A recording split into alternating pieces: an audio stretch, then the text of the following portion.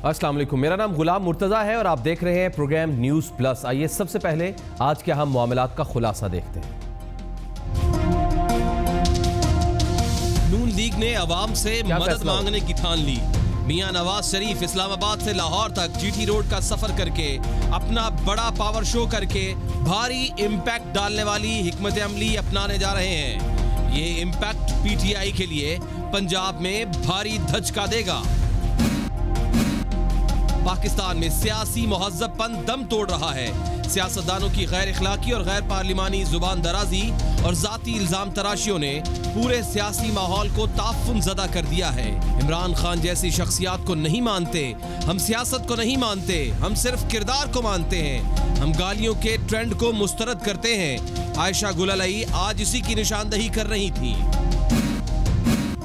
मुल्की सियासत नुक्ताए खुलाव को छू रही है। ऐसे में पाकिस्तान अवामी तहरीक के सरबराह सुबह 7 बजे पाकिस्तान पहुंच रहे हैं। ऐसा लग रहा है कि आने वाले दिनों में पाकिस्तान की सियासत का गढ़ इस्लामाबाद और लाहौर ही होगा। क्या नून लीग के लिए मजीद मुश्किल वक्त बन रहा है? देखिए अल्लामा साहब आकर क्या लाहे अमल देते हैं। नून लीग ने वाज़ेह तौर पर दिखाई दे रहा है कि अवाम से मदद मांगने की अब ठान ली है। मियां मोहम्मद नवाज शरीफ इस्लामाबाद से लाहौर तक जीटी रोड का सफ़र करके ऐसा लग रहा है कि अपना बड़ा पावर शो करेंगे और अपना बड़ा पावर शो करके भारी इम्पैक्ट डालने वाली हिकमत अमली अपनाने जा रहे हैं। ये इम्पैक्ट जो भी बनेगा मजमूई तौर पर जो इम्पैक्ट जो होगा वो पीटीआई के लिए पंजाब में एक भारी दचका भी साबित हो सकता है। आज वज़ीर आज़म ने सहाफ़ियों से मुलाकातें की, लेकिन मुलाकातें करने के दौरान उन्होंने जो बातें की वो इंतहाई अहम थी। ये आज की सबसे बड़ी खबर थी, ये आज की सबसे बड़ी ब्रेकिंग न्यूज़ थी कि आज वज़ीर आज़म मियां मोहम्मद नवाज शरीफ ने सहाफ़ियों से मुलाकातें की और उन्होंने वाज़ेह तौर पर कह दिया कि शहबाज शरीफ वज़ीर आला पंजाब के तौर पर काम करते रहेंगे और नाअहली अगर उनकी ख़त्म हुई तो भी शाहिद खाकान अब्बासी बकिया मुद्दत के लिए वज़ीर आज़म रहेंगे और नाअहली का फैसला हो चुका था, जवाब ढूंढा गया। नाअहली के पीछे वही कुव्वतें हैं जिन्होंने 70 साल से जमहूर परवान नहीं चढ़ने दिया। नई वफाकी काबीना में शामिल ना होने के फैसले से मुतालिक उन्होंने चौधरी निसार से मुतालिक कहा कि नई वफाकी काबीना में शामिल ना होने का फैसला चौधरी निसार का अपना फैसला है। आज उन्होंने मीडिया के नुमाइंदगान से, सहाफ़ियों से, सीनियर सहाफ़ियों से मुलाकातें की, मुलाकातें मुख्तलिफ नौइयत की थी और इस मुलाकातों में उन्होंने वाज़ेह तौर पर 4 से 5 बातें बड़ी अहम कहीं। उन्होंने शहबाज शरीफ साहब से मुतालिक कहा कि शहबाज शरीफ वज़ीर आला पंजाब हैं, वो वज़ीर आला पंजाब के तौर पर ही काम करते रहें। यानी NA 120 से ये क्लियर हो चुका कि शहबाज शरीफ इलेक्शन नहीं लड़ने जा रहे, जो कि हमने बहुत दिनों पहले जब काबीना के पहले दिन की बातें हो रही थी, पीर के दिन से ही हमने आपको क्लियर कर दिया था कि शहबाज शरीफ वज़ीर आला पंजाब ही रहेंगे। आज वज़ीर आज़म, साबिक वज़ीर आज़म मियां मोहम्मद नवाज शरीफ ने क्लियर भी कर दिया। साथ ही साथ उन्होंने ये भी क्लियर किया कि मैं नाअहली के लिए, अगर नाअहली ख़त्म भी हो जाती है तो भी शाहिद खाकान अब्बासी बकिया मुद्दत के लिए वज़ीर आज़म ही रहेंगे। यानी इस बात से ये तय हो चुका कि अगले जनरल इलेक्शन तक शाहिद खाकान अब्बासी ही पाकिस्तान के वज़ीर आज़म हैं। साथ ही साथ उन्होंने एक और इंकिशाफ किया कि नाअहली का फैसला हो चुका था। यानी उन्होंने नाअहली का फैसला हो चुका था, जवाब ढूंढा गया। नाअहली के पीछे वही कुव्वतें हैं जिन्होंने 70 साल से जमहूरियत को परवान नहीं चढ़ने दिया। नई वफाकी काबीना में शामिल होने से मुतालिक उन्होंने कहा कि जो फैसला है चौधरी निसार साहब का वो अपना फैसला है। साथ ही साथ उन्होंने मजमूई तौर पर और जो बातें की वो इंतहाई अहम थी। ये वो अहम बातें थी जो आज की गई, लेकिन साथ में साबिक वज़ीर आज़म मियां मोहम्मद नवाज शरीफ ने इस्लामाबाद रास्ता जीटी रोड लाहौर जाने की तैयारियां भी मुकम्मल कर ली हैं। बुध के रोज वो इस्लामाबाद से रवाना होंगे। रूट प्लान बन चुका है, लीगी रहनुमाओं को टास्क सौंप दिया गया है। साबिक वज़ीर आज़म नवाज शरीफ काफिले की सूरत में पंजाब हाउस से डी चौक जाएंगे। डी चौक से कारवां ब्लू एरिया से होता हुआ 0 पॉइंट फैसलाबाद पहुंचेगा और फैसलाबाद से नवाज शरीफ का कारवां मरी रोड से रावलपिंडी में दाखिल होगा और नवाज शरीफ का काफिला फिर मरी रोड से गुजरता हुआ रावलपिंडी कचहरी और फिर रवात जाएगा और रवात से नवाज शरीफ काफिले समेत बजरिया जीटी रोड लाहौर पहुंचेंगे। लेकिन इसी के दौरान ये सारा रास्ता जब तय करेंगे तो एक ऐसा पॉलिटिकल इम्पैक्ट और अवाम का और सपोर्टरों का एक ऐसा इम्पैक्ट बनेगा कि जब उसे मीडिया रिपोर्ट करेगा तो दरअसल वो कुछ और ही शक्ल दिखाएगा। नवाज शरीफ फिर लाहौर पहुंचेंगे और दाता दरबार पर हाजिरी देंगे। नवाज शरीफ के इस्तकबाल के लिए माल रोड को तारीफी बैनर्स और फ्लैक्सेस से अभी से भर दिया गया है। नवाज शरीफ के इस्तकबाल की तैयारियां जोरों शोर से की जा रही हैं। लेकिन सवाल उठ रहे हैं कि नून लीग का जीटी रोड पर पावर शो करना नवाज शरीफ की नाअहली के फैसले के बाद कितना बड़ा उसका काउंटर होगा और इस काउंटर नैरेटिव को बिल्ड करने से फायदा क्या होगा और क्या जो सोचा जा रहा है वो होगा या नहीं होगा। इससे नून लीग और खुद साबिक वजीर आजम मियां मोहम्मद नवाज शरीफ को फायदा क्या होगा। मियां नवाज शरीफ साहब दरअसल सोच क्या रहे हैं इस लाहे अमल में। इस पूरी रैली की कामयाबी का दारोमदार किन मुहर्रिकात और मामलात पर होगा और कितनी कामयाब होगी ये रैली, ये पावर शो कितना कामयाब होगा, किन किन इलाकों से उन्हें सबसे ज्यादा पजीराई मिलने की तवक्को है और इस रैली से NA 120 के वोट बैंक और कामयाबी पर क्या असरात होंगे और क्या इस पावर शो का नैब पर कोई असर पड़ सकता है या प्रेशर बढ़ सकता है। ये रैली और पावर शो पीटीआई के लिए कितनी मुश्किलात पैदा करेगी, ये वो सवालात हैं जो उठ रहे हैं, जो दरअसल नजरियाती तौर पर तज्जियाती तौर पर इसका तज्जिया किया जा सकता है, लेकिन फिल वक्त इसको बारे में कुछ नहीं कहा जा सकता। लेकिन ये बताया जा रहा है कि बहरहाल ये एक बड़ा पावर शो होगा। पीटीआई की तरफ से जो एक भारी भरकम डेंट डाला गया पाकिस्तान मुस्लिम लीग नून को, उसका एक बड़ा काउंटर होगा। आइए तज्जिया लेते हैं। हमारे साथ मौजूद है आज सहाफी और सीनियर तज्जियाकार मुजीबुर रहमान शामी साहब। शामी साहब बहुत बहुत शुक्रिया आपके वक्त का। सर ये फरमाइएगा कि नून लीग का जीटी रोड पर पावर शो करना और नवाज शरीफ की नाअहली के फैसले के बाद ये कितना बड़ा काउंटर होगा और इससे नून लीग और खुद साबिक वजीर आजम को क्या फायदा होगा। देखें, सियासत जो है वो लोगों से ताल्लुक़ का नाम है और जो सियासतदान लोगों से अपने ताल्लुक़ का इजहार कर सकता है, उसकी हिफाजत कर सकता है, वही आगे बढ़ सकता है और वही अपना नक्श जमा सकता है। तो नवाज शरीफ साहब ने जो जीटी रोड के ज़रिए लाहौर जाने का फ़ैसला किया, तो उसकी वजह यह है कि वो चाहते हैं कि लोगों से उनका एक करीबी राब्ता हो और ज़्यादा से ज़्यादा लोग उनसे मिल सकें और वो लोगों से मिल सकें।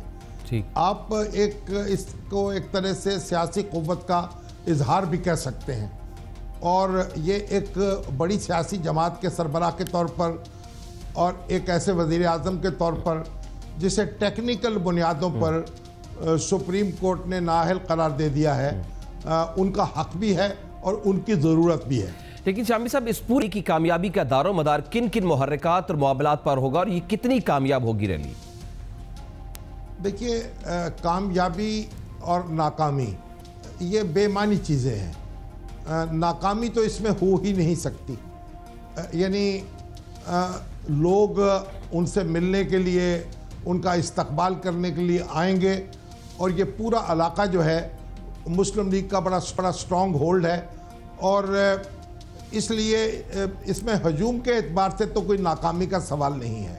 हाँ, सिक्योरिटी के जो खदशात हैं वो पेश नज़र रखे जा सकते हैं और उसके लिए इंतज़ामात करने चाहिए और नवाज शरीफ साहब को भी मोहतात रहना होगा और हजूम जो है उसको भी इस तरफ तवज्जो देनी होगी और जो लोग उसको लीड कर रहे होंगे उनको भी इसका एहसास करना होगा। रावलपिंडी तक तो शामी साहब समझ आती है, रवात से जब वो जीटी रोड पर दाखिल होंगे और लाहौर पहुंचने तक कौन कौन से इलाके हैं, किन किन इलाकों से उन्हें सबसे ज्यादा पजीराई मिलने की तवक्को है, क्योंकि गुजरात को बहरहाल पाकिस्तान काफ लीग की खासी वहां पर स्ट्रेंथ है। कौन कौन से इलाके जहां पर सबसे ज्यादा उनको पजीराई मिलेगी।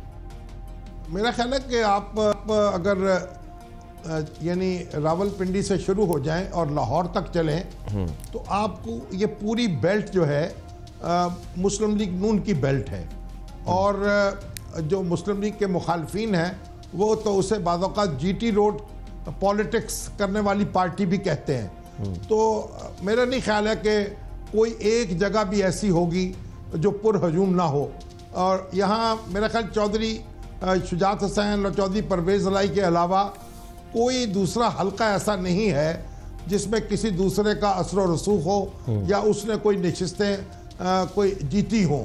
तो ये एक मुस्लिम लीग नून जो है जाहिर है कि उसके हामी और उसके वोटर जो हैं वो बड़ी तादाद में सामने आएंगे और इस अपने वजूद का इजहार करेंगे। और ये जो बात कही जा रही थी, इमरान खान साहब बार बार चैलेंज करते थे कि नवाज शरीफ साहब जलसा नहीं कर सकते, मुस्लिम लीग नून जो है वो उसके जलसे में लोग शरीक होने के लिए नहीं आ सकते। तो मेरा ख्याल है कि ये इस दावे का भरम भी खुल जाएगा, क्योंकि अगरचे के हर सियासी मुबस्सरीन जानते हैं कि ये दावा जो था इसकी कोई बुनियाद नहीं थी, लेकिन फिर भी इसका इजहार किया जाता रहा। तो जिस तरह इमरान खान साहब मौका बे मौका जलसे करते रहते हैं और लोगों को बुलाते रहते हैं और उसको अपनी ताकत का इजहार करार देते हैं, तो उसी तरीके से मुस्लिम लीग नून जो है इस एक तारीख के बहुत ही अहम मोड़ पर अगर अपनी ताकत का इजहार करती है, लोगों से अपने ताल्लुक का इजहार करती है, तो मेरा ख्याल है कि नवाज शरीफ साहब री इमर्ज कर से। लेकिन इसके साथ अगर हम NA 120 की बात करें शामी साहब, तो इस रैली से NA 120 के वोट बैंक और कामयाबी पर क्या असरात होंगे और क्या इस पावर शो का नैब पर भी कोई असर या प्रेशर पड़ेगा? नैब का मामला तो अपना है, ये कानूनी मामला है और इसको कानूनी तरीके से इसका सामना किया जा सकता है, या आवाम की ताकत के ज़रिए से या असम्बली की ताकत के ज़रिए से उसका मुंह मोड़ा जा सकता है। ये तो एक बिल्कुल मुख्तलिफ चीज़ है। जहाँ तक हल्का 120 का ताल्लुक़ है, तो वहाँ मुस्लिम लीग नून जो है उसकी एक बड़ी साख है और बरसों से उसका ये किला चला आ रहा है। अगरचे के जो मोहतरमा यास्मीन राशिद हैं, उन्होंने बड़ी तादाद में वोट हासिल किए थे गुज़श्ता इंतखाबात में, 50,000 से ज़्यादा, लेकिन उनके और नवाज शरीफ साहब के दरमियान जो 40,000 से ज़्यादा का डिफरेंस था। तो मेरा ख्याल है कि अगर तो अपोजिशन मुत्तहिद होगी और PTI और पीपल्स पार्टी और जमात इस्लामी ये सब मिलकर अखाड़े में उतरेंगे तो फिर तो एक कांटेदार मुकाबला मुतवक्के हो सकता है। लेकिन अगर ऐसा ना हुआ तो फिर सूरत हाल मुख्तलिफ होगी। तो 120 जो हल्का है वो कोई बहुत बड़ा चैलेंज नहीं है इस वक्त मुस्लिम लीग की सियासत के। तो फिर शामी साहब PTI के लिए कितनी मुश्किलात पैदा करेगी ये रैली और ये पावर शो? देखें, जो गैलप पोल हुआ है चंद रोज़ पहले, उससे ये मालूम होता है कि मुस्लिम लीग नून ने कुछ लूज तो किया है, लेकिन मुस्लिम लीग नून और PTI के दरमियान पंजाब में फासला इतना है कि PTI फैसला कुन कामयाबी हासिल करने के करीब नहीं पहुंची। तो इसके लिए PTI को बहुत मेहनत करनी पड़ेगी और मुस्लिम लीग का जो वोट बैंक है उसको और भी तोड़ना पड़ेगा। और ऐसा होता अब नज़र नहीं आता, क्योंकि जब फरीकान मैदान में आ जाते हैं और अपनी अपनी ज़िद पकड़ लेते हैं तो फिर उनकी सफ़ों में यानी कोई इंतशार पैदा नहीं होता। तो मैं नहीं देखता कि PTI जो है वो बहुत बड़ी यलगार कर सकेगी। हाँ, मुस्लिम लीग नून के मुखालिफ वोट जितने भी जमा हो सकते हैं उन पर वो तवज्जो मरकूज़ कर सकती है, लेकिन फिर भी मुस्लिम लीग नून जो है फाल उससे आगे है। बहुत बहुत शुक्रिया मुजीबुर रहमान शामी साहब, सीनियर सहाफ़ी और सीनियर तज्जियाकार, इस बारे में तज्जिया दे रहे थे। बहरहाल आने वाले दिनों में जब बुध का दिन होगा और सारा दिन गुजर रहा होगा और शाम का वक्त होगा, तो एक ऐसे वक्त में जब हम तज्जिया कर रहे होंगे और बहुत उम्मीद करते हैं कि हम इस रैली के साथ ही होंगे और वहाँ से आपको तज्जिया दे रहे होंगे, तो हालात कुछ और ही बन रहे होंगे। पंजाब की सियासत में एक बड़ा चेंज आ रहा होगा जब साबिक वज़ीर आज़म मियाँ मोहम्मद नवाज शरीफ इस रैली की क़यादत कर रहे होंगे और इस रैली के साथ साथ जा रहे होंगे और उसके साथ साथ जहाँ जहाँ से वो गुजरेंगे उनका वोटर उनके साथ साथ जाएगा और जो GT रोड होगा वो मुकम्मल तौर पर चौक होगा और उस पूरे GT रोड को चौक करने के साथ साथ जो एक लहर दिखाई देगी और जो मीडिया उसको दिखा रहा होगा वो बहरहाल एक बड़ा इंपैक्ट छोड़ेगा, सिर्फ सियासी ही नहीं बल्कि नवाज शरीफ के अब इस्लामाबाद से यानी अब साबिक वज़ीर आज़म होने के बाद जब वो अपने घर को लौट रहे होंगे, वापस जा रहे होंगे, तो एक बड़ा खुलाव बनेगा मुल्क की सियासत का। अब ऐसा दिख रहा है कि मुल्क की सियासत नुक्ता-ए खुलाव को छू रही है। ऐसे में पाकिस्तान अवामी तहरीक के सरबराह खासतौर पर डॉक्टर अल्लामा ताहिरुल कादरी साहब वो भी सुबह 7 बजे पाकिस्तान पहुंच रहे हैं। ऐसा लग रहा है कि आने वाले दिनों में पाकिस्तान की सियासत का गढ़ सिर्फ इस्लामाबाद ही नहीं होगा बल्कि पाकिस्तान की सियासत का गढ़ आने वाले दिनों में लाहौर भी होगा और इन दोनों जगहों से सियासत की बड़ी बड़ी चहमगोइयों की आवाजें आएंगी। लेकिन सवाल ये उठ रहा है कि क्या नून लीग के लिए मजीद मुश्किल वक्त बन रहा है। देखिए कि अल्लामा इकबाल साहब अल्लामा साहब आकर, माफ कीजिएगा, अल्लामा डॉक्टर ताहिरुल कादरी साहब आकर क्या लाहेमल बनाते हैं। लेकिन इससे पहले जब वो पाकिस्तान आए, जब वो पाकिस्तान में रहे, जब ये धरना था तब वो धरने के साथ में रहे और तब उन्होंने क्या क्या बातें की, वो क्या कुछ रहे अपने अवाम के साथ, अपने चाहने वालों से, जरा वो मुलाहिजा कीजिए।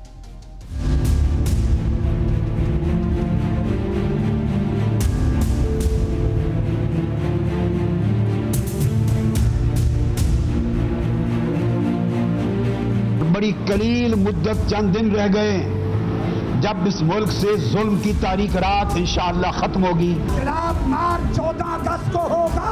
जो अंदर है वो अंदर रहे, जो बाहर है वो बाहर रहे। वजीर आजम भी इस बिल्डिंग से बाहर न निकल सके। वो गिनो चूड़ियां पहनो, तुम लगते हो मेरी माएं बहनें बेटियां हजारों की तादाद में बैठी हैं। बुध का दिन 48 घंटे, सिर्फ 2 दिन मैं उसका अल्टीमेटम दे रहा हूं। कल यौम इनकिलाब। पीएम हाउस का दरवाजा बंद हो गया है, मजलूमों ने कब्जा कर लिया है।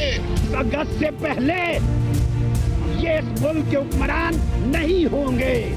जालिमों, उस वक्त से बचो जब खूनी इनकलाब आ जाए। मैं खूनी इनकलाब को रोक कर खड़ा हूँ। इनकलाब मार्च हो या आजादी मार्च, जुल्म के खात्मे, हुकूमत के खात्मे और निजाम बदलने तक कोई वापस नहीं जाए। जो वापस आए उसे भी शहीद कर दो। अब बात बरतरफ होने पर नहीं, अब बात शरीफ बिरादरान की फांसी पर है। मुझे अगर इनके इस्तीफे और हुकूमतों के खात्मे और इस्तीफे के लिए 1 साल भी बैठना पड़ा तो बैठूंगा। जब सुबह वो पहुंचेंगे तो फिर वो रास्ता इस्तेमाल करेंगे जोड़े पुल का और उसके बाद फिर धर्मपुरा पहुंचेंगे लाहौर के इलाके, फिर माल रोड से होते हुए नासिर बाग और वहां पर एक अवामी बड़े इज्तिमा से वो खिताब करेंगे, दाता दरबार फिर हाजिरी देंगे और उसके बाद वापसी होगी। हम सवालात उठाने जा रहे हैं कि अल्लामा साहब के पाकिस्तान आमद किसी खास मकसद के लिए है या कि दरअसल ये मामूल की आमद है। आगे क्या प्लानिंग्स है और सानहा मॉडल टाउन के सिलसिले में क्या कोई किसी पेशरफ्त का इम्कान है, इसके लिए बात करते हैं। हमारे साथ मौजूद है पाकिस्तान अवामी तहरीक के सेक्रेटरी जनरल खुर्रम नवाज गंडापुर साहब। खुर्रम साहब, बहुत बहुत शुक्रिया आपके वक्त का। सर, ये क्लियर कीजिएगा कि अल्लामा साहब के पाकिस्तान आमद किसी खास मकसद के लिए है या ये एक मामूल की आमद है? पहले से ये स्केड्यूल तय था कि वजीर आजम की आमद से पहले वो पाकिस्तान पहुंचेंगे। क्या ये कोई मामूल की आमद है या किसी खास मकसद के लिए वो आ रहे हैं खास टाइमिंग में? बिस्मिल्लाहिर्रहमानिर्रहीम। मैं ये कहता चलूँ कि तहरीक मिनहाजुल कुरान एक इंटरनेशनल तहरीक है और डॉक्टर साहब पाकिस्तान आते जाते रहते हैं, लेकिन इस वक्त ये टाइमिंग यूनिक है। टाइमिंग इसलिए यूनिक है कि पहली बार पाकिस्तान में एक वजीर आज़म को करप्शन के चार्जेस के ऊपर नाअहल करार दिया गया है, उनको पार्टी लीडरशिप से भी नाअहल करार दिया गया है और सुप्रीम कोर्ट का ये 5 रुकनी बेंच का यूनानिमस फैसला था। लेकिन अफसोस ये है खुर्रम साहब, क्या डॉक्टर साहब की आमद पहले से तय थी कि आज ही होनी, यानी कल जो सुबह 7 बजे आना है, ये को आज से 15-20 दिन पहले थी या इस फैसला आने के बाद तय हुई? नहीं, ये हमने फैसला किया हुआ था कि अगर फैसला नवाज शरीफ साहब के खिलाफ आया तो फिर डॉक्टर साहब को उसके फौरन बाद बदलती हुई सूरत हाल में सेंट्रल एग्जीक्यूटिव कमेटी ने ये डॉक्टर साहब को एडवाइस किया, रिक्वेस्ट किया कि आप इस वक्त जरूर आपकी तो फिर प्लानिंग्स क्या है आमद से? खुर्रम साहब, अब प्लानिंग्स क्या है? वो आएंगे, जाहिर है कल इज्तिमा से खिताब करेंगे नासिर बाग में। आगे प्लानिंग्स क्या है? क्या सानहा मॉडल टाउन के सिलसिले में कोई बड़ी पेशरफ्त का इम्कान है? उस पर बात होगी जब वो आएंगे। प्लानिंग्स क्या है आगे? देखें, मॉडल टाउन हमारा मरकजी मसला है और जैसे कि हमने कहा कि शरीफ खानदान में जो सबसे बड़ा मुकदमा है वो इनके ऊपर मॉडल टाउन का मुकदमा है। ये कत्ल के मुकदमे हैं, ये जो करप्शन के और रेफरेंसेस हैं नैब में, ये कत्ल और दहशतगर्दी के मुकाबले में बहुत छोटे जराइम हैं और इंशाअल्लाह ताला हमें यकीन है कि आप ये देखिए कि 124 पुलिस अफसरान की तलबी हो चुकी है लोअर अदालत में, एंटी टेररिज्म कोर्ट में, और उनके अब ऊपर केस चलना है। नवाज शरीफ साहब और शहबाज शरीफ साहब की तलबी इसलिए नहीं हुई कि इन्होंने अपनी मर्जी की एक JIT बनाई और वो JIT ने इनको सर कंफ्यूजन है, अभी जरा कंफ्यूजन है। आप के पार्टी के तर्जुमान है, जरा हमें कंफ्यूजन क्लियर कीजिए कि डॉक्टर साहब के दरअसल अब आने का, जैसे कि तय था कि अगर वजीर आजम नाअहल होते हैं तो डॉक्टर साहब आएंगे, अब आने का एजेंडा क्या है? वो पाकिस्तान आकर क्या अपनी पार्टी को दोबारा मोबिलाइज करने जा रहे हैं या एक नई तहरीक का आगाज होने जा रहा है? देखें, एजेंडा हमारा पहले दिन भी मॉडल टाउन था, कल भी मॉडल टाउन था, आज भी मॉडल टाउन है। अगर आप मेरी बातों को फॉलो करते हो मुख्तलिफ चैनल्स पे, हमने हमेशा मॉडल टाउन में इंसाफ की तलबी की है। और डॉक्टर साहब यहाँ 30, अगर आपको याद हो, सिर्फ 1 महीना पहले भी डॉक्टर साहब इधर थे। हमने मॉडल टाउन के शोहदा की यादगार का इफ्तिताह किया। उसमें शोहदा की सारी फैमिलीज आई और उसमें डॉक्टर साहब ने वादा किया था कि मैं इंशाअल्लाह ताला, ये ईद के तीसरे दिन की बात है, कि इंशाअल्लाह ताला आपकी मॉडल टाउन के शोहदा की जो जद्दोजहद है वो मैं आके खुद लीड करूंगा। ये 30 जून के यानी फिर हम ये समझे खुर्रम साहब, फिर हम ये समझा जाए कि जिस तरह से पाकिस्तान तहरीक इंसाफ ने नून लीग को ठीक ठाक डेंट डाला है, दरअसल अब पंजाब में बड़ा प्रेशर क्रिएट करने के लिए पाकिस्तान अवामी तहरीक एक नया पैशन लेके, एक नई तहरीक लेके उठने वाली है अगले आने वाले दिनों में। यह बिल्कुल हमारा हक है। हम तो अब भी अदालतों से ये गुजारिश करते हैं कि तहरीक तक नौबत ही नहीं आनी चाहिए। अगर अदालतें जस्टिस बाकर नजफी की रिपोर्ट मंजर आम पे ले आती हैं, उसमें खुद दूध का दूध और पानी का पानी हो जाएगा। अगर तो जस्टिस बाकर नजफी की रिपोर्ट डायरेक्टली पॉइंट आउट करती है कि जी पंजाब हुकूमत, शहबाज शरीफ साहब और राना सनाउल्लाह साहब जिम्मेदार हैं मॉडल टाउन के सानेहे के, तो फिर क्या हुकूमत जो जिसमें कि वो खुद वजीर आला हैं, वो क्या एक्शन लेगी अपने खिलाफ? तो इसलिए ये एक बहुत अहम मोड़ है पंजाब की सियासत में। और हम अदालत में अब फिर से, अदालत में केस तो चल ही रहा था, सिर्फ पिछले चंद माह से तारीख नहीं पड़ी थी। अब हम कोशिश कर रहे हैं, यानी अब प्रेशर बिल्ड किया जाएगा, अब प्रेशर बिल्ड किया जाएगा और इसमें वाज़े तौर पर निशानियां दिखाई दे रही हैं। खुर्रम नवाज गंडापुर साहब, बहुत बहुत शुक्रिया हमें वक्त देने के। बहरहाल आप इसमें कोई दो राय नहीं है कि पाकिस्तान की जो सियासत है उसके खद्दो खाल में भयानक तब्दीलियां जहां आ रही हैं, वहां पर नुक्ता खुलाव की तरफ गया हुआ है। पाकिस्तान का सियासी माहौल आने वाले दिनों में, चंद ही दिनों के अंदर बहुत ज्यादा हैवी होने जा रहा है। सियासी माहौल जो है बहुत ज्यादा गर्म होने जा रहा है और उसकी एक गर्मी अल्लामा डॉक्टर ताहिरुल कादरी साहब की कल आमद के बाद और ज्यादा बढ़ जाएगी। एक ब्रेक लेते हैं और ब्रेक के बाद हम बात करते हैं पाकिस्तान में सियासत के खद्दोखाल की, जिसमें भयानक तब्दीलियां तो आ रही हैं, लेकिन साथ ही साथ हम देख रहे हैं कि पाकिस्तान में सियासत के महज़्ज़बपन जो है वो दम तोड़ रहा है। सियासी महज़्ज़बपन दम तोड़ रहा है। एक ब्रेक के बाद इन्हीं इल्जामात पर बात करेंगे। एक ब्रेक के बाद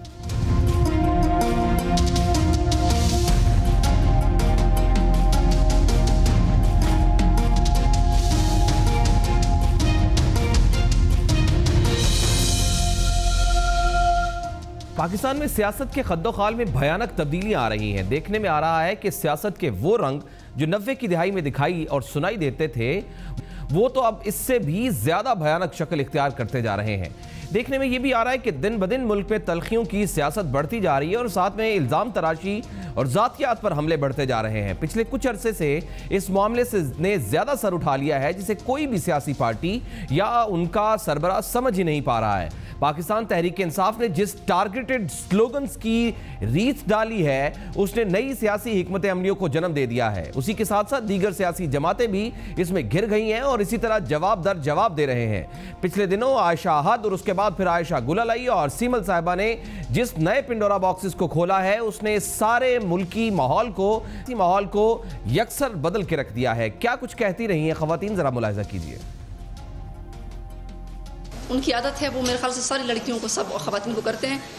उनका ब्लैकबेरी ज़रा आप चेक कर लें, ब्लैकबेरी वो खुद भी रखते हैं और खवातीन को भी कहते हैं कि आप भी ब्लैकबेरी रखें। तो कहता कि वो मैसेजेस ट्रेस ना हो। उनके मैसेजेस किस किस को मैसेजेस किए, मैं तो एक हूँ, मैंने तो करेज का मुजाहरा किया, मेरे वालिदैन ने मुझे बहादुरी सिखाई है। मैसेजेस में ऐसे अल्फाज थे कि वो किसी की गैरत बर्दाश्त नहीं कर सकते। इनकी टिकटों की मुझे कोई ज़रूरत नहीं है, क्योंकि इनकी जो टिकट्स का क्राइटेरिया है वो शायद कुछ और है। इसकी सब की हरकतें आप उधर कर सकते हैं लंदन में, लेकिन पख्तून कौम आपको माफ नहीं करेगी। वो तो सादिक और अमीन ही नहीं है। झूठ बोल के उसने मुझसे शादी की। उसने घर में बीवी बिठाई हुई थी, छुपाई हुई थी, और मुझसे शादी करने के लिए झूठा कुरान उठा लिया और कर ली। औरतों के हकूक की बात करती है नून लीग ये औरतें तो मुझे जूते मारती हैं। उसकी तस्वीरें आप सबके पास हैं। किन औरतों के हकूक की बात करते? वो तो अपने घर की बहू को बहू नहीं माना उन्होंने। किसकी इज्जत उनसे बची हुई है? कितने निकाह हैं। मैं सिर्फ एक औरत नहीं हूँ, जो आज एक दावा कर रही हूँ। मैंने दावा नहीं किया, मैं तो इसको पीछे छोड़ आई हूँ। ये अमीर नहीं है, इसने झूठ बोल के मुझसे शादी की। इसने कहा कि मैं महरुनिसा को तलाक दे चुका हूँ, मेरे पास वो सबूत है। ये चेंज नहीं है जिसके लिए कायदात ने ये पाकिस्तान बनाया था, जिसमें औरत की कोई इज्जत नहीं है, जिसमें ये नाम नहाद शरफा, ये अपने चंद तवज्जी छोड़ के औरतों की तज़हीक कराते हैं ताकि इनके मकरूह चेहरे छुप सके। एक राजा बिशारत जिसने सिर्फ मुझे धोखा नहीं दिया, जिसने रियाज को धोखा देके मारा नहीं, जिसने कमल नसीब को धोखा नहीं दिया, उसका खानदानी धंधा है ये पूछना चाहती हूँ कि आयशा आहद के ट्विटर के ऊपर हमजा की और आयशा की जो तस्वीर लगी हुई है, अगर वो उसकी बीवी नहीं थी तो किस कानून, किस आर्टिकल और इस्लाम की कौन सी सुन्नत के मुताबिक एक नामहरम मर्द और एक नामहरम औरत ने इस तरह से कोई भी रिलेशन रखा? मुझे इसका जवाब चाहिए। इन्होंने कि औरतों को तबाह नहीं किया, इन्होंने नस्लें तबाह की हैं। सिर्फ यही नहीं हुआ, बल्कि आज आयशा गुलालाई जब पार्लियामेंट में आई और उन्होंने पार्लियामेंट से बात की तो पीटीआई की उन्हीं बेंचों से जहां से चंद दिन पहले आयशा गुलालाई के हक में आवाजें आती थी, वहीं से आज शदीद शोर की आवाजें उभरी। पीटीआई की जो खवातीन आई है, मुझे पता है कि वो किन रिश्तेदारियों की बुनियाद पे उनको मेरठ की धज्जियां उड़ाते हुए उनको मेंबर नेशनल असेंबली बनाया गया। मैं मेरठ पे आई हूँ और इंशाल्लाह अपनी सीट रिटेन करूंगी। मैंने अकेले प्रेस कॉन्फ्रेंस की और उसको एक गलत सियासी रंग देने की कोशिश की गई। ये जो सारा सियासी माहौल बन रहा है, इस माहौल से ऐसे लग रहा है जैसे पाकिस्तान में सियासत का जो महज़्ज़बपन है वो दम तोड़ रहा है। सियासतदानों की गैर इखलाकी और गैर पार्लिमानी जुबान दराजी और खास तौर पर जाती इल्ज़ाम तराशियों ने पूरे सियासी माहौल को ताफ़ुन ज़दा कर रखा है। सवाल ये उठ रहा है कि ये जो मुल्क में तल्ख जुबानी और इल्ज़ाम तराशी का नया सियासी माहौल बन रहा है, क्या हम इसको नया सियासी माहौल करार दे सकते हैं या माजी में भी ऐसा ही होता था? आइए ज़रा माजी के दरीचों की तरफ नज़र दौड़ाते हैं और बात करते हैं। हमारे साथ मौजूद है सीनियर सहाफ़ी और मारूफ तज्ज़ियाकार इरशाद आरिफ साहब। उनसे बात करेंगे और उनसे ये सवाल रखेंगे कि दरअसल ये जो माहौल बन रहा है, क्या माजी में भी ऐसा ही होता है, ऐसे ही होता था? ये जो आयशा गुलालाई साहिबा, आयशा अहमद साहिबा, आयशा आहद साहिबा और सीमल साहिबा वाले मामलात अचानक सामने आ गए हैं, इससे हो क्या रहा है? क्या आज की सियासत में औरत को सियासी आलाकार बनाया जा रहा है? जिस तरह की ज़ाती इल्ज़ाम तराशी की सियासत आ गई है और सोशल मीडिया में जिस तरह से इसको बढ़ावा दिया जा रहा है, वो सियासी माहौल के लिए ठीक है या नहीं है? हम क्या अपने आने वाली नस्ल के लिए हम आने वाली जो नई पौध है उसके लिए हम क्या तैयार कर रहे हैं? हम उनको क्या मैसेज दे रहे हैं? जो आयशा गुलालाई की बहन के साथ जो किया गया है, जो एथलीट है, अब मामला किसी और का, बात फैमिलीज की तरफ चली गई और जो इमरान खान साहब की ज़ाती ज़िंदगी पर सवालात उठाए जा रहे हैं, क्या को लाहे अमल बनाने की ज़रूरत नहीं है? क्या इसको समझने की ज़रूरत नहीं है कि एक ऐसे वक्त में कि जब हम ये बात करते हैं कि हालात किस तरह के बन रहे हैं, तो उसको किस नहज का हम आइडिया दे रहे हैं, किस तरह की हम सियासत का पैगाम दे रहे हैं? इसके लिए बात करते हैं। हमें ज्वाइन कर चुके हैं सीनियर सहाफ़ी और तज्ज़ियाकार इरशाद आरिफ साहब। इरशाद साहब, बहुत बहुत शुक्रिया आपके वक्त का। सर, ये जो मुल्क में तल्ख ज़ुबानी और इल्ज़ाम तराशी का नया सियासी माहौल बन रहा है ख़वातीन को ख़ास तौर पर लेकर, क्या हम इसको माहौल को कोई नया सियासी माहौल करार दे सकते हैं या माजी में भी ऐसा ही होता आया है? ये रिवायत है एक। नहीं, ये माजी में होता रहा है, कोई नई बात नहीं है। अलबत्ता अब चूंकि मीडिया बहुत ज़्यादा फ़ाल है और चैनल्स आगे हैं, तो ये ज़रा फैलाव इसका ज़्यादा है। माजी में मुशर्रफ खान जैसा जो पाकबाज आदमी, मैं कहूँगा साफ सुथरा आदमी था, उस पर इल्ज़ाम लगाया था भुट्टो साहब ने। एक ताहरा मसूद थी, ताहरा खान जो बाद में MPA भी रही हैं, उनका इल्ज़ाम लगा था। भुट्टो साहब पर इल्ज़ाम लगते रहे, खुद नवाज शरीफ साहब पर इल्ज़ाम लगता रहे। शहबाज शरीफ साहब तो आपको पता है शादियाँ करने के वैसे भी माहिर हैं। ये नया कल्चर नहीं है, लेकिन तवज्जो हटाने की अच्छी कोशिश है मुस्लिम लीग की तरफ से, नवाज शरीफ साहब की तरफ से, क्योंकि उनकी करप्शन, उनका जालसाजी, उनका झूठ, उनके सारे मामला, नाअहली वगैरह के मामला बहुत ज़्यादा डिस्कस हो रहे थे। सारे चैनल्स पर अदालती फैसला छाया हुआ था, नए केसेस छाए हुए थे। तो तवज्जो हटाने के लिए उन्होंने ये किया है, लेकिन मेरा ख्याल है ये अच्छा नहीं हुआ। इसकी वजह से मज़ीद गंद फैलेगा। मेरी इत्तला के मुताबिक तहरीक इंसाफ वाले भी कुछ केसेस तैयार करके बैठे हुए हैं, और अगर खुदा न खास्ता इमरान खान ने उनको इजाज़त दे दी, अभी तक वो शायद आमादा ना हो, तो फिर बहुत ज्यादा गंद उछलेगा और घरों की खवातीन के नाम आएंगे, बहुत सारे स्कैंडल आएंगे। सर, तो हम अपने जूनियर्स की अगर इस तरह के मामलात हैं, जिस तरह से आप रिपोर्टिंग करते हैं, हम आपके एडिटोरियल्स पढ़ते हैं, हम बाकायदा जब बना रहे होते हैं तो हम ये सोच रहे होते हैं कि जब इसको आने वाली नस्ल पढ़ रही होगी, जब हमारे जो यंगस्टर्स इसको पढ़ रहे होंगे, आगे आने वाले जर्नलिस्ट बन रहे होंगे, तो वो इससे कुछ सीखेंगे, लर्न करेंगे और अपनी डायरेक्शन बनाएंगे। तो सर, ऐसे माहौल में जब सियासतदान, कोई यंगस्टर अगर सियासत में आना चाह रहा है तो वो तो इससे नफरत करेगा। हम अपने मुस्तकबिल के आने वाले बच्चों को क्या तरबियत दे रहे हैं? देखिए, ये सियासतदान जो हैं, इन्होंने कोई माजी से सबक नहीं सीखा, इन्हें मुस्तकबिल की कोई फिक्र ही नहीं है। अपनी मुस्तकबिल की फिक्र है, कौम के मुस्तकबिल की, नौजवान नस्ल के मुस्तकबिल की कोई फिक्र ही नहीं है। वरना ये ऐसी हरकतें ना करते। एक तरफ ये कहते हैं कि जी गैर जमहूरी कुव्वतें, गैर मरी कुव्वतें जो हैं वो हुकूमत में, रियासत में, सियासी मामलात में, जमहूरियत में मुदाखलत करती हैं। दूसरी तरफ ये खुद इस तरह गंद एक दूसरे का मुंह काला करके इस स्टेज पर लाते हैं कि फिर लोग कहते हैं इनसे तो वही अच्छे हैं, कम से कम उनके ऐसे स्कैंडल तो नहीं होते, वो इस तरह तो नहीं करते एक दूसरे को। तो ये खुद ही हालात पैदा करते हैं, फिर उसका शिकार होते हैं, फिर ओनर होते हैं। लेकिन अवाम का ये बाशऊर अवाम, जिनकी अक्सरियत माशाल्लाह जाहिल है, अनपढ़ है, ये भी इन्हीं को सर ऊपर बिठाते हैं जो 5 साल 4 साल इक़्तिदार में रहते हैं, कोई काम नहीं करते। इसी की हम बात कर रहे हैं। शाह साहब, बहुत बहुत शुक्रिया, बहुत बहुत शुक्रिया शाह अहमद साहब, बहुत शुक्रिया वक्त देने के लिए। यही हमारा आज का सवाल है कि हम सियासत किस नौयत के कर रहे हैं। ये इल्ज़ाम तराशियों की सियासत है। हम एजुकेशन के सिस्टम पर बात नहीं कर रहे हैं, हम हेल्थ सिस्टम पर, हमारे यंग डॉक्टर्स सड़कों पर आए हुए हैं, हम उनकी बात नहीं कर रहे हैं, हम पूरे सिस्टम में हेल्थ सेक्टर की बात नहीं कर रहे हैं। चिन्योड़ से एक वाकया पेश आया जहां पर एड्स के बेतहाशा मरीज सामने आ चुके हैं, जहां पर हेपेटाइटिस का कंट्रोल नहीं हो पा रहा है, गरीब मर रहा है, हम उसकी तरफ बात नहीं कर रहे हैं, मुस्तकबिल की हम बात नहीं कर रहे हैं, हमारी इकोनॉमी को धचके लग रहे हैं बार बार, टेररिज्म का मामला है, हमारे असल जो इश्यूज हैं हमारे उसके ऊपर बहस नहीं है, हम इल्जामात तराशी की सियासत कर रहे हैं। इसको रोकना होगा ताकि आने वाली नस्ल को वो सबक पढ़ाया जाए जिसकी जरूरत है, जिससे पाकिस्तान आगे बढ़े। इसके साथ ही हमारा आज का प्रोग्राम इख्तिताम को पहुंचता है। कैसा लगा फीडबैक जरूर दीजिएगा। अल्लाह ने के बाद।